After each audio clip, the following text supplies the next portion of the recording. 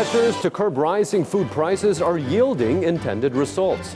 PTV correspondent Carol D on the latest figures on last month's inflation trend that augurs well for the nation's economy as the year ends and for the new year up ahead in this report. This holiday season's food shopping spree is expected not to burn a hole in the pockets of consumers, given the slight drop in inflation last month, which is expected to dip even further this month, per a report from the Philippine Statistics Authority.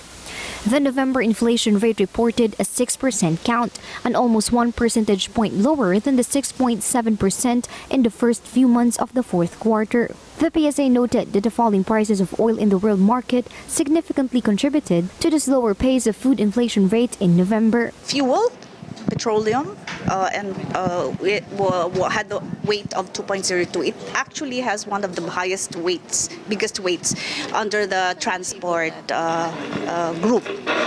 So if there is a decrease in oil prices, it will actually give an impact on inflation for transport. Rice inflation rate fell by 2% from a 10.7% in October, while the inflation rate on fruits and meat shrank by almost 1 point. That is why consumers are hopeful prices of basic goods in the market will remain or be much lower than the current prices. Konti lang ma'am budget namin ngayong Pasko. Sana bumaba pa po ang presyo ng bilihin. Mas makakabuti sa amin yung magbaba kasi para sa dagdag na Pasko, mas okay sa amin yun. Mas maganda pa, mas bumaba pa eh. Meanwhile, the country's economic managers are pleased with the positive impact of the measures the government have put in place to ease rising food prices in the country. Thus, the Department of Trade and Industry sustained efforts in its price monitoring activities to ensure that goods are sold at their suggested retail prices, especially now as Christmas Eve looms near.